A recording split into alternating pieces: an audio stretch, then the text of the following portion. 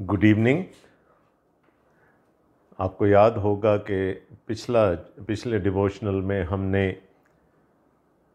योएल नबी के सहीफ़े का मुताला कंप्लीट किया था और आज हम उसके बाद के एक नबी के सहीफ़े पर जा रहे हैं जो कि यहूदा के लिए, जिनका पैगाम यहूदा के लिए था। बल्कि आज जिस नबी का सहीफ़ा हम पढ़ने जा रहे हैं उसके बारे में हम जानेंगे कि उसका कलाम अदूम के बारे में है। लेकिन मैं चाहूँगा कि हम थोड़ी देर के लिए पीछे चलें और योएल नबी के सहीफ़े के तीसरे बाब को देखें, जोएल चैप्टर 3 और उसकी 19वीं आयत। जोएल चैप्टर 3 वर्स 19, मिस्र वीराना होगा और अदूम सुनसान बियाबान, क्योंकि उन्होंने बनी यहूदा पर जुल्म किया और उनके मुल्क में बेगुनाहों का खून बहाया। तो जिन कौमों पर खुदा अपनी अदालत जाहिर करता है योएल नबी के सहीफ़े में, जिनमें कि सोर और सैदा था और फ़लस्तीन था, और फिर आखिर में आकर मिस्र का और अदूम का ज़िक्र किया गया। अबदिया नबी का सहीफ़ा हमें अदूम के बारे में ज़्यादातर इसमें जो ज़िक्र है अदूम, लेकिन इसमें भी हमें अदालत मिलेगी सब कौमों की। तो आइए हम पहले इस सहीफ़े को पढ़ लें। ये पुराने अहदनामा की सबसे छोटी किताब है, एक ही बाब है इसका, और हम इसको पढ़ लें, उसके बाद फिर हम इस पर बातचीत करते हैं। So it's Obadiah chapter 1 starting at verse 1। अबदिया पहला बाब और उसकी पहली आयत से। अबदिया की रोया, हमने खुदावंद से ख़बर सुनी और कौमों के दरमियान एलची ये पैगाम ले गया कि चलो उस पर हमला करें। खुदावंद खुदा अदूम की बाबत यूँ फरमाता है कि देख, मैंने तुझे कौमों के दरमियान हकीर कर दिया है, तू निहायत जलील है। आए चट्टानों के शगाफों में रहने वाले, तेरे दिल के घमंड ने तुझे धोखा दिया है। तेरा मुकान बुलंद है और तू दिल में कहता है, कौन मुझे नीचे उतारेगा।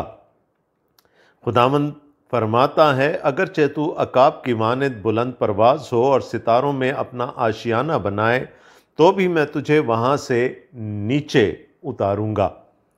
अगर तेरे घर में चोर आएँ या रात को डाकू आ घुसें, तेरी कैसी बर्बादी है, तो क्या वो हस्बे ख्वाहिश ही ना लेंगे।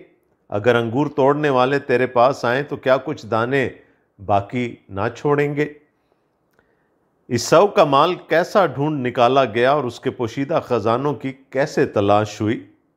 तेरे सब हिमायतियों ने तुझे सरहद तक हाँक दिया है और उन लोगों ने जो तुझसे मेल रखते थे तुझे फ़रेब दिया और मगलूब किया, और उन्होंने जो तेरी रोटी खाते थे तेरे नीचे जाल बिछाया, उसमें ज़रा दानाई नहीं।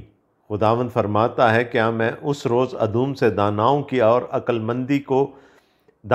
और अक्लमंदी को कोहिस्तान ईसाऊ से नाबूद ना करूँगा।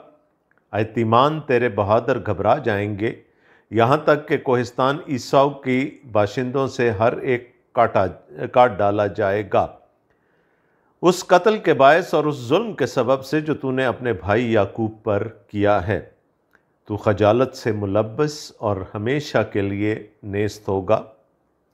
जिस रोज़ तू उसके मुखालिफों के साथ खड़ा था, जिस रोज़ अजनबी उसके लश्कर को असीर करके ले गए और बेगानों ने उसके फाटकों से दाखिल होकर यरूशलेम पर कुर्रा डाला, तू भी उनके साथ था। तुझे लाजिम ना था कि तू उस रोज़ अपने भाई की जिलावतनी को खड़ा देखता रहता और बनी यहूदा की हलाकत के रोज़ शादमान होता और मुसीबत के रोज़ लाफ्ज़नी करता। तुझे मुनासिब ना था कि तू मेरे लोगों की मुसीबत के रोज़ उनके फाटकों में घुसता और उनकी मुसीबत के रोज़ उनकी बदहाली को खड़ा देखता रहता और उनके लश्कर पर हाथ बढ़ाता। तुझे लाजिम ना था कि घाटी में खड़ा होकर उसके फरारियों को कत्ल करता और उस दुख के दिन में उसके बाकी मांदा लोगों को हवाला करता, क्योंकि सब कौमों पर खुदावंद का दिन आ पहुँचा है। जैसा तूने किया है वैसा ही तुझसे किया जाएगा। तेरा किया तेरे सर पर आएगा। क्योंकि जिस तरह तुमने मेरे कोहे मुकद्दस पर पिया उसी तरह सब कौमें पिया करेंगी, हाँ पीती और निकलती रहेंगी, और वो ऐसी होंगी गोया कभी थी ही नहीं। लेकिन जो बच निकलेंगे कोहे सयून पर रहेंगे, और वो मुकद्दस होगा और याकूब का घराना अपनी मिरास पर काबिज होगा। तब याकूब का घराना आग होगा और यूसुफ का घराना शोला, और ईसाऊ का घराना फूस, और उसमें भड़केंगे और उसको खा जाएंगे। और ईसाऊ के घराने में से कोई ना बचेगा, क्योंकि ये खुदावंद का फरमान है। और जनूब के रहने वाले कोहिस्तान ईसाऊ और मैदान के बाशिंदे फ़लस्तीन के मालिक होंगे, और वो इफ़्राइम और सामरिया के खेतों पर काबिज़ होंगे।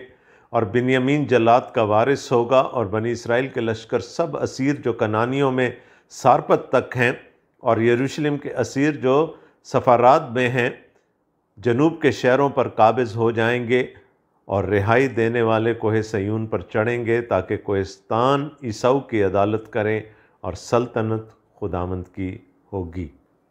आमीन।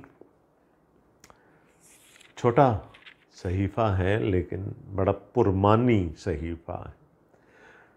और एक चीज़ जो उभर कर सामने आ रही है, इसका जो मौजू है वो ये है कि खुदा उस हर कौम की अदालत करेगा जो किसी न किसी तरह से अपने गरूर में खुदा और उसके लोगों के ख़िलाफ़ खड़ी होती है। हम जानते हैं कि खुदा कहता है कि मैं मुतकब्बिर का, तकब्बुर करने वाले का खुद मुकाबला करूँगा।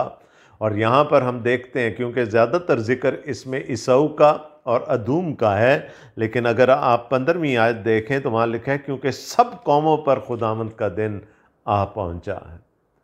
वो सब कौमें जो तकब्बुर का शिकार हैं, all the haughty nations of this world will stand in front of the judgment seat of God. God will judge all the proud nations of this world, और ये ही लेसन है इसका। अब थोड़ा सा तारुफ हो जाए पहले, फिर हम आगे चलते हैं। दो हिस्से मैंने अभी आपको बताया, दो हिस्से हैं। पहले जो 14 आयात हैं उसमें हम ईसाऊ के तकब्बुर को देखते हैं। ईसाऊ जो है यहाँ पर सिंबल के तौर पर, अदूम जो है एक सिंबल के तौर पर, एक अलामत के तौर पर इस्तेमाल हो रहा है। सब कौमों के बारे में ये ज़िक्र है। तो पहले हम उस तकब्बुर की वजूहात देखेंगे जो कौमों को ले डूबता है, और फिर उसके बाद उस तकब्बुर पर 15वीं आयत से लेकर बाब के आखिर तक उस तकब्बुर पर हम खुदा की अदालत को होता हुआ देखेंगे। दो हिस्से हो गए, और हमारा कंट्रीब्यू वही है कि खुदा हर मगरूर कौम का मुकाबला करेगा और उनकी अदालत करेगा। अब्दिया, योएल की तरह हम अब्दिया के बारे में बहुत कुछ नहीं, उसके तो बाप का नाम हमें चलें पता था, इसके तो बाप का नाम भी यहाँ पर नहीं दिया गया। इसके बारे में कलाम में हमें और कुछ नहीं मिलता सवाए इसके कि इसका नाम अब्दिया है। और जब मैं इस नाम के मानी आपको बताऊंगा तो आप कहेंगे ये तो हमें पता था, है ना। उर्दू ज़ुबान में अब्द किसको कहते हैं? अरबी से आया, और अब अरबी में इब्रानी से आया। अब्द कहते हैं बंदे को, खादिम को। तो अब्द या अब्दिया, खुदा का खादिम। तो अब ये उसका टाइटल था या उसका अपना नाम था, लेकिन इस नाम के मानी क्या हैं? खुदा का खादिम। इसकी टाइमलाइन के बारे में भी हमें नहीं मालूम, लेकिन मेरी बाइबल, मेरी जो उर्दू की बाइबल है, वो तारुफ में एक अच्छी सी बात कहती है जो मैं आपके लिए पढ़ देता हूँ। यहाँ लिखा है, ये छोटी सी किताब 586 कबल मसीह में सकूत यरूशलेम के बाद के ज़माना में किसी वक्त लिखी गई। उस वक़्त जनूब मशरिक में यहूदा का पुराना दुश्मन अदूम यरूशलेम के ज़वाल पर खुशियाँ मना रहा था। उसने यहूदा की शिकस्ता हाली से फ़ायदा उठाकर हमला आवर की मदद की और शहर को लूटा। अब्दिया ने नबूवत की कि अदूम को सज़ा मिलेगी, वो शिकस्त खाएगा, और इसके साथ इसराइल की दूसरी दुश्मन कौमों का भी यही हाल होगा। A very precise, a very concise introduction to the book. अगर आपके पास मेरी वाली ही उर्दू की बाइबल है, तो उसमें आपको ये तारुफ मिल जाएगा। सो सम टाइम ये कयास है, हम श्योरिटी से नहीं कह सकते, लेकिन यहाँ वो कह रहे हैं कि सकूत यरूशलेम, जब नबूकदनज़र ने यरूशलेम को ढाया और उस वक़्त रास्ता दिया था अदूम ने उनके लिए आने का, और ये पहाड़ों पर खड़े होकर ठट्ठे करते रहे। जब इसराइल बनी यहूदा असीर बनाए जा रहे थे, यरूशलेम तबाह हो रहा था, तो ये मजाक उड़ाते रहे और फिर इन्होंने आकर लूटा शहर को। तो एक तो ये था। अब कहानी इतनी नई नहीं है, कहानी बड़ी पुरानी है। अंग्रेज़ी की एक टर्म है सिबलिंग राइवलरी, यानी बहन भाइयों के दरमियान जो एक अदावत की सी सिचुएशन होती है ना, कि जी ये बाप का ज़्यादा लाडला है, ये माँ का ज़्यादा लाडला है, ये मुझे तो कोई भी नहीं पूछता, और आपस में उनके अंदर कई दफ़ा नफ़रत पैदा हो जाती है, अदावत पैदा हो जाती है। लेकिन अक्सर जैसे जैसे बच्चे बड़े होते हैं ये ख़त्म हो जाता है और फिर उनमें दोस्ती हो जाती है, मोहब्बत हो जाती है, भाई भाई का बाजू बन के खड़ा हो जाता है। लेकिन यहाँ एक सिबलिंग राइवलरी है जो सदियों तक चली, और वो सिबलिंग राइवलरी है ईसाऊ की और याकूब की। कहानी हमें पता है, पैदाइश की किताब के 25वें से 27वें बाब में इन दो भाइयों की कहानी हमें मिलती है। इन्होंने लड़ाई माँ के पेट में ही शुरू कर दी थी, और जब रिबका परेशान हुई और उसने खुदावंद के हजूर फरियाद की, तो रिबका को खुदा ने कहा था तेरे अंदर दो कौमें पल रही हैं, और ये कौमें बाद में भी एक दूसरे के साथ लड़ती झगड़ती रहेंगी, और बड़ा छोटे की खिदमत करेगा। खैर कहानी आगे बढ़ती है।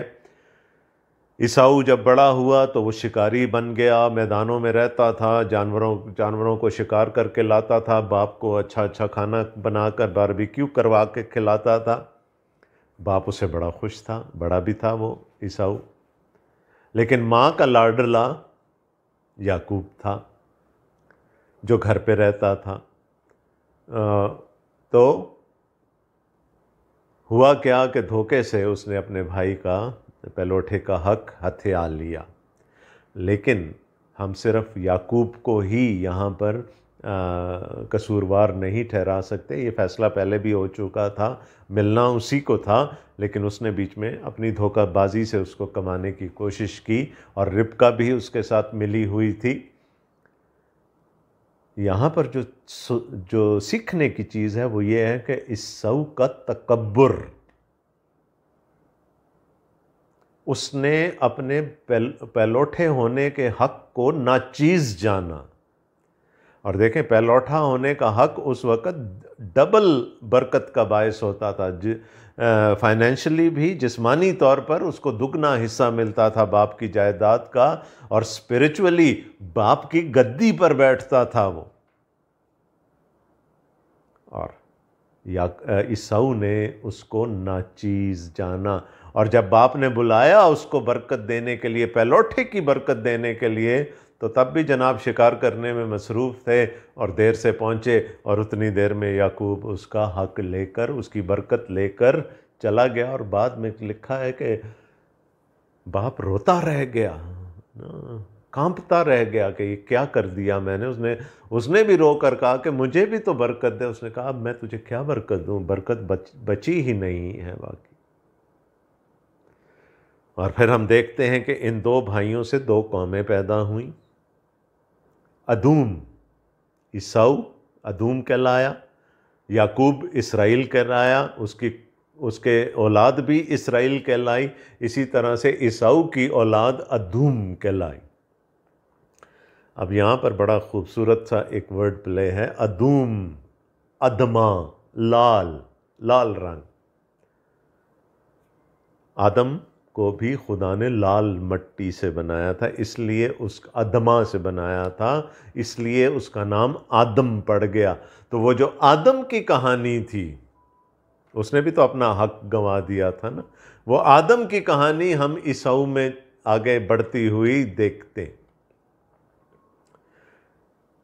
उसकी कौम अदूम कहलाई, बाद में जाकर ये कोह सग़ीर के इलाके में बस गए। वो चट्टानी इलाका था, सहराई इलाका था, लेकिन उसके साथ चट्टानें थीं। ये चट्टानों में रहा करते थे और ये कहते थे कि जी हमारा जो डिफेंस है वो इतना स्ट्रांग है कि कोई हम पर गालिब नहीं आ सकता। और वो इलाका ही बाद में अदूमिया कहलाया। आज अगर आप फ़लस्तीन का नक्शा देखें तो अदूम का आपको कहीं ज़िक्र नहीं मिलता। अदूम की अदालत हो चुकी, कौम ख़त्म हो चुकी, आज कोई अदूमी ज़िंदा नहीं है। हाँ, एक नोटेबल अदूमी ज़रूर था जिसका नाम हेरोदिस आज़म था, है ना। वो कहता तो अपने आप को यहूदी था, लेकिन वो भी he was half way between a जू एंड एडमाइट्स। तो वो मखलूत औलाद थी, यानी एक पेरेंट जो था वो अदूमी था और दूसरा पेरेंट उसका यहूदी था। खैर, कहने का मकसद ये है कि अदूम ख़त्म हो चुका है। बनी इसराइल का बकिया खुदा के वादों के मुताबिक आज भी कायम है। कहानी क्या है? हमारा कंट्री व्यू क्या था कि खुदा उन कौमों की अदालत करेगा जो किसी न किसी तरह तकब्बुर का शिकार हैं और जो खुदा के ख़िलाफ़ या उसके लोगों के ख़िलाफ़ खड़ी हो जाती हैं। आइए हम देखते हैं पहला हिस्सा। इसका पहली 14 आयात में वो वजूहात, उसके तकब्बुर की वजूहात क्या थीं, और वो आज हम देखेंगे कि आज भी बहुत सारी कौमों में हमें वही वजूहात मिलती हैं। अब दिया की रोया, खुदा के बंदा की रोया, हमने खुदावंद से ख़बर सुनी और कौमों के दरमियान एलची ये पैगाम ले गया कि चलो उस पर हमला करें। खुदावंद खुदा अदूम की बाबत यूँ फरमाता है। हाँ, इससे पहले कि मैं इन आयात पर जाऊँ, एक और बात याद आ गई। याद है मलाकी नबी का सहीफ़ा कैसे शुरू हुआ था कि खुदावंद फरमाता है मैंने तुमसे मोहब्बत रखी। तुम कहते तूने किस चीज़ में हमसे मोहब्बत रखी? और फिर हमने खुदा के चुनाव को देखा था कि मैंने याकूब से तो मोहब्बत की लेकिन ईसाऊ से नफ़रत की। तो ईसाऊ की औलाद अदूमी है। हमने खुदावंद से ख़बर सुनी और कौमों के दरमियान एलची ये पैगाम ले गया कि चलो उस पर हमला करें। खुदावंद खुदा अदूम की बाबत यूँ फरमाता है कि देख मैंने तुझे कौमों के दरमियान हकीर कर दिया। तू निहायत जलील है। आए चट्टानों के शिगाफों में रहने वाले, तेरे दिल के घमंड ने तुझे धोखा दिया है। तेरा मकान बुलंद है और तू दिल में कहता है कौन मुझे नीचे उतारेगा। खुदावंद फरमाता है अगरचे तू उकाब की मानंद बुलंद परवाज़ हो और सितारों में अपना आशियाना बनाए, तो भी मैं तुझे वहाँ से नीचे उतारूंगा। उनके तकब्बुर की पहली वजह क्या है? उनकी जियोग्राफी, है ना। वो कह रहे हैं हम इनविंसिबल हैं, कोई हम पर कब्जा नहीं कर सकता। They thought they were invincible because of the place where they lived. चट्टानों में रहते थे ये लोग, और जाहिर है कि जब चट्टानों में रहते हैं तो फिर उन पर कब्ज़ा करना, उनको शिकस्त देना थोड़ा सा मुश्किल हो जाता है क्योंकि वो ऊंचाई पर हैं। और खुदा यहाँ पर कह रहा है कि तुम अपने आप को उकाबों की मानंद समझते हो। तो पहला क्या है? तकब्बुर। आज भी बहुत सारी कौमें हैं जो अपने आप को इनविंसिबल कहती हैं कि कोई उनका बाल भी बीका नहीं कर सकता। आज भी बहुत सारी कौमें इस तकब्बुर का शिकार हैं कि हमने अपने दिफा को इतना मजबूत कर लिया है कि अब कोई हम पर काबिज नहीं हो सकता। तो ये अपने डिफेंस पर ये भी इनको भी बड़ा तकब्बुर था कि we are invincible, we can not be defeated. खुदा क्या कह रहे हैं? देखना मैं कैसे तुम्हें ज़मीन पर लाता हूँ।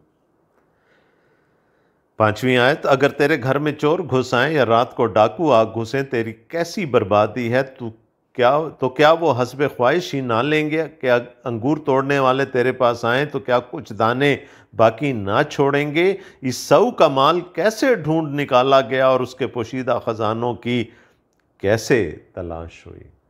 The second reason for their haughtiness was their wealth.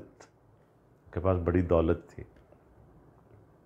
उन्होंने कहा चाहे डाकू आ जाएं, चोर आ जाएं, हमारी दौलत छीन कर भी ले जाएं, तो भी हमारे पास ख़जाने मदफून हैं, हमने ऐसी जगह पर छुपा कर रखी हुई है अपनी दौलत कि कोई उस तक नहीं पहुंच सकता।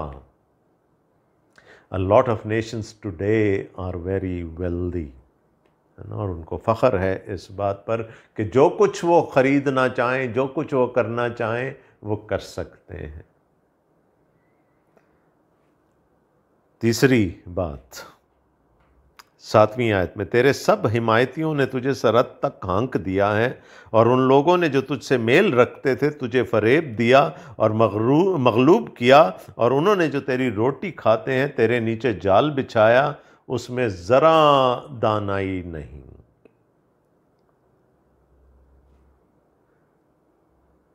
अलाइज,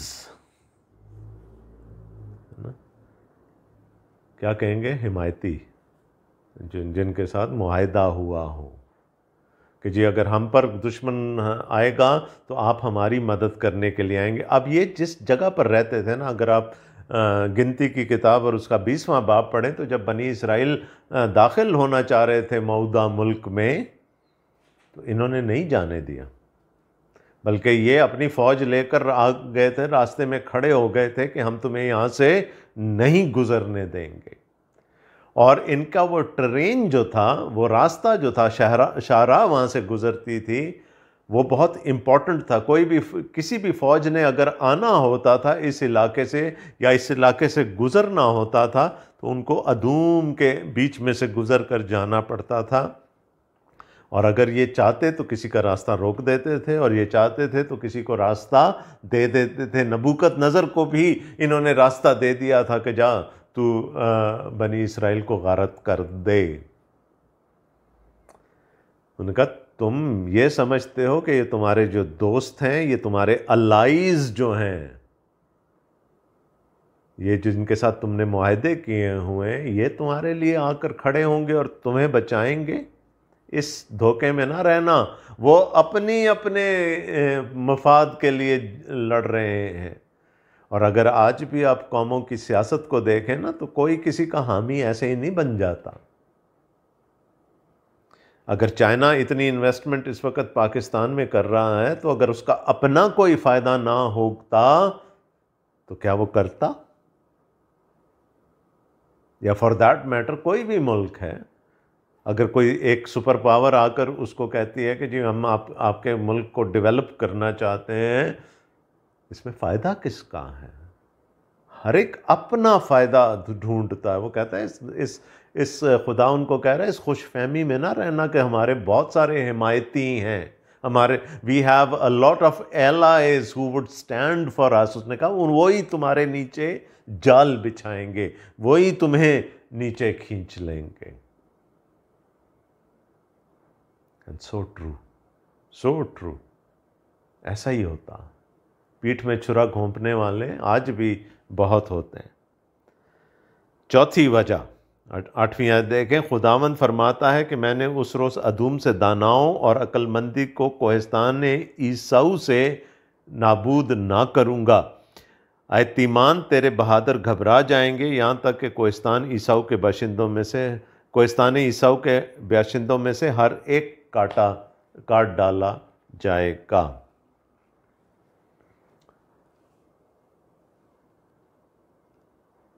उनको अपनी हिकमत पर भी बड़ा गरूर था। वो कहा जी हमारे पास ऐसे स्ट्रेटेजिस्ट्स बैठे हुए हैं ना कि हम ऐसी हिकमत अमली बनाते हैं, ऐसी स्ट्रैटेजी बनाते हैं कि दुश्मन हम पर गालिब नहीं आ सकता। We are what we are, we have think tanks. आजकल ये टर्म बहुत कॉमनली यूज़ होती है ना, थिंक टैंक। हमारे पास मुशीर हैं, हमारे पास हिकमत वाले लोग हैं जो कि हमें इनविंसिबल बनाते हैं। खुदा ने कहा सब ख़त्म हो जाएगा, वो हिकमत वाले भी ख़त्म हो जाएंगे, वो जो तुम्हारे जंगजू मर्द हैं, बहादुर हैं, उन पर भी उनको भरोसा था। पांचवी चीज़ कि we have mighty people, a mighty army, है ना। खुदावंद फरमाता है कि मैं उस रूस अदूम से दानाओं और अक्लमंदी को कोहिस्तान ईसाऊ से नाबूद ना करूँगा। रिटोरिकल क्वेश्चन है। Indeed I will. ऐतिमान तेरे बहादुर घबरा जाएंगे, यहाँ तक कि कोहिस्तान ईसाऊ के बाशिंदों में से हर एक काट डाला जाएगा। So if you think you have a very strong army और तुम्हारे पास पीछे थिंक टैंक है जो कि तुम्हें दुश्मन पर गालिब आने में और मदद देगा और कोई तुम पर गालिब नहीं आ सकता, ये मत सोचना। जब खुदा ने अदालत करने की ठान ली तो फिर तुम उसके सामने नहीं ठहर सकोगे। गोइंग ऑन टू वर्स 10, उस कत्ल के बायस और उस जुल्म के सबब से जो तूने अपने भाई याकूब पर किया है। ये छठी वजह है कि आंखों पर पट्टी बंध गई, भूल गए कि रिश्तेदारी भी है। खुदा ने जब खरूज की किताब में कहा था अपने लोगों से, मिस्र से जब निकल कर आए थे और जा रहे थे प्रॉमिस लैंड की तरफ, तो उसने कहा था कि अदूम को बख्श देना, वो तुम्हारा भाई है। और यहाँ पर खुदा अब उल्टा जो उनको अदूमियों को कह रहा है कि तुमने अपने भाई पर जुल्म किया है, तुम खुश हुए उनकी बर्बादी पर। And this becomes the main reason. तुम मेरे लोगों जिनके साथ मेरा अहद था, जिनके साथ जिनको संभालने का वादा मैंने किया था, तुमने उनको नीचा दिखाने की कोशिश की।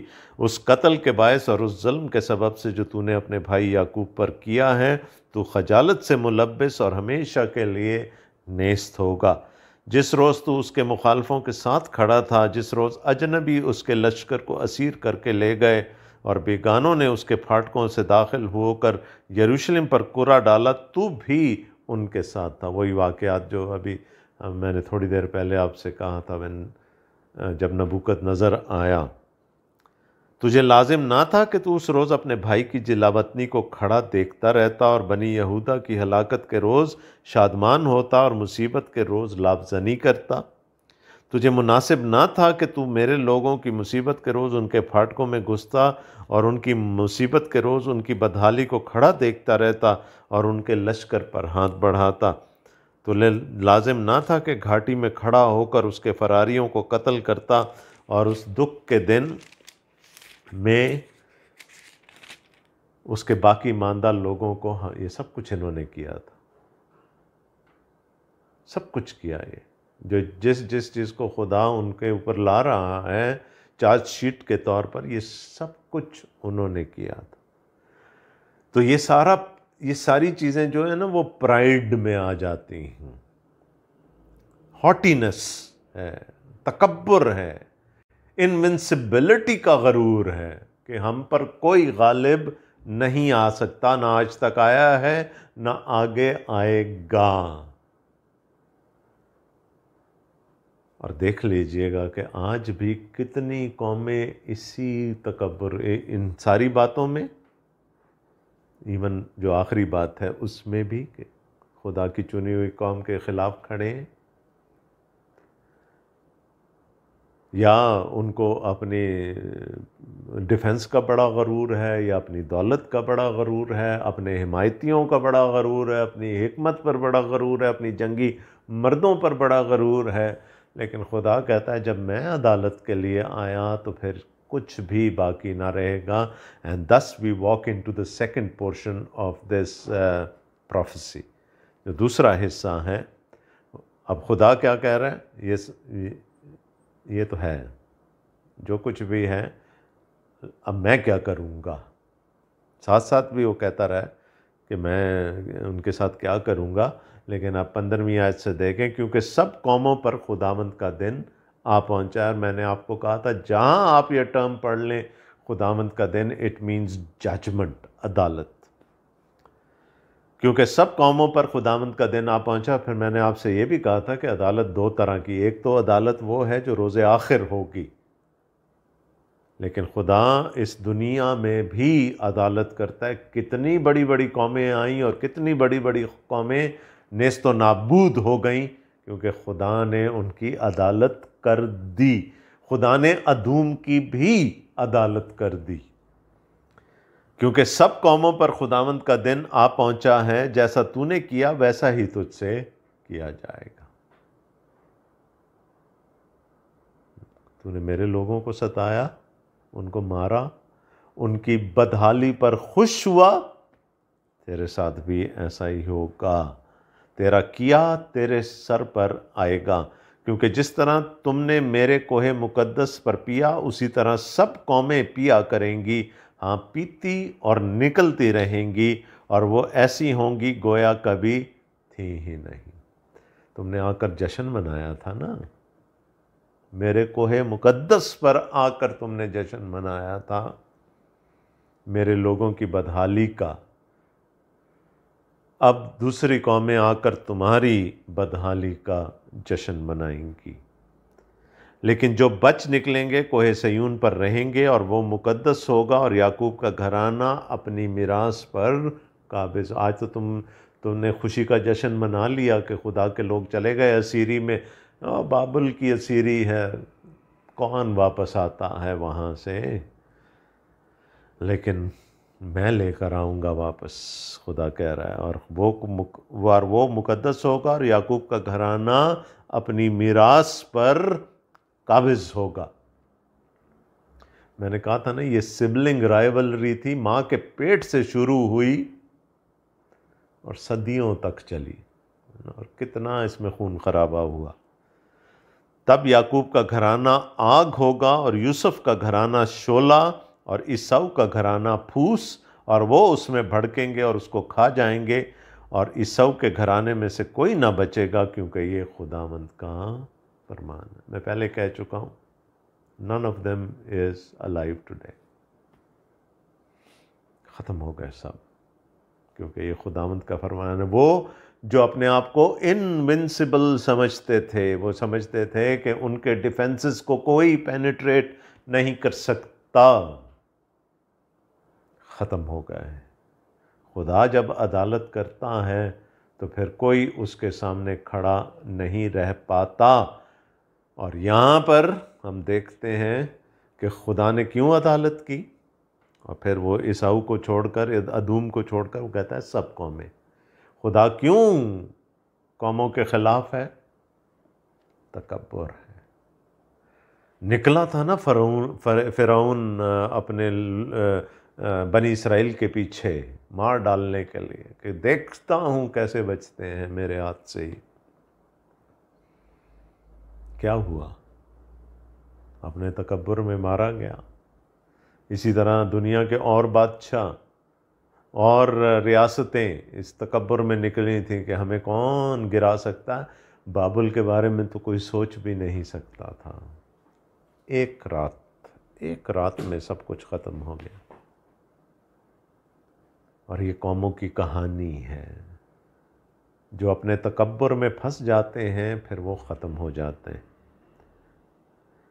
19वीं आयत में लिखा, और जनूब के रहने वाले कोहिस्तानी ईसाऊ और मैदान के बाशिंदे फ़लस्तीन के मालिक होंगे, और वो इफ़्राइम और सामरिया के खेतों पर काबिज़ होंगे, और बिन्यामीन जलआत का वारिस होगा, और बनी इसराइल के लश्कर के सब असीर जो कनानियों में सारपत तक हैं, और यरूशलेम के असीर जो सफराद में हैं, जनूब के शहरों पर काबिज़ हो जाएंगे।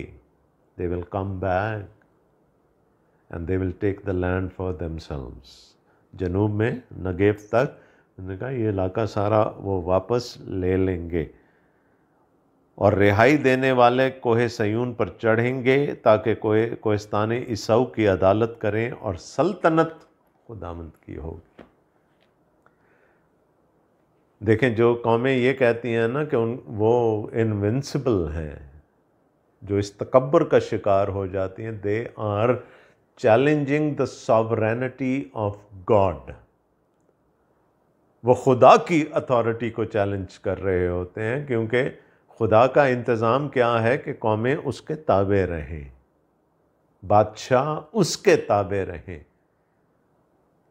क्या लिखा है आखिरी आयत का आखिरी हिस्सा क्या? और सल्तनत खुदावंद की होगी। फिनिश, पीरियड, ख़त्म बात।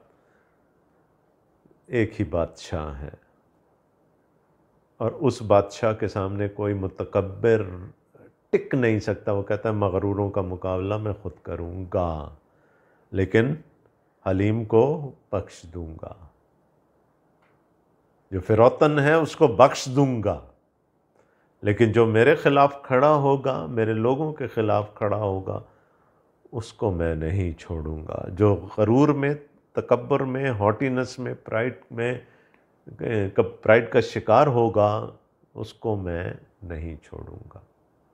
तो अदालत की थीम चल रही है। हमने मलाकी और जो बाकी सहीफ़े पढ़े और अभी योएल नबी का सहीफ़ा पढ़ा, वहाँ पर भी अदालत ही थी ना। वहाँ पर भी हमने ये पढ़ा था कि खुदा अपने लोगों को बहाल करेगा, अपने बकिया को बचा कर ले आएगा, उनको आबाद करेगा, लेकिन उनके दुश्मनों को परागंदा कर देगा, उनके दुश्मनों की अदालत करेगा।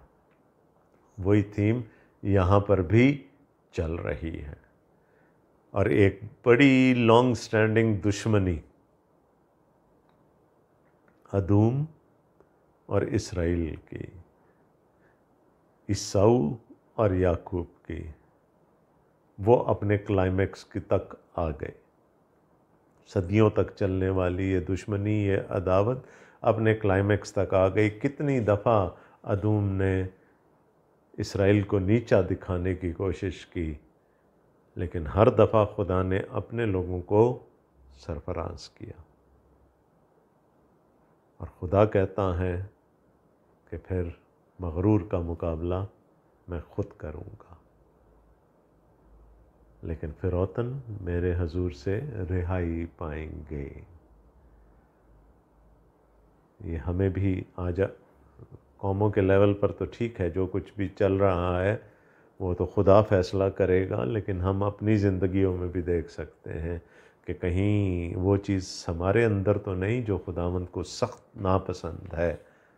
तकब्बुर है, प्राइड है, क्या फिरौतनी है, हलीमी है, आजिज़ी है अंदर। मैं फिर कह रहा हूँ, यस्सु ने अपने बारे में एक ही बात कही थी, मुझसे सीखो क्योंकि मैं हलीम हूँ और दिल का फिरौतन। तो हमारा रोल मॉडल जब हलीम है, दिल का फिरौतन है, तो हमें कितना फिरौतन होने की ज़रूरत है। खुदावंद आप सबको बड़ी बरकत दे। आमीन।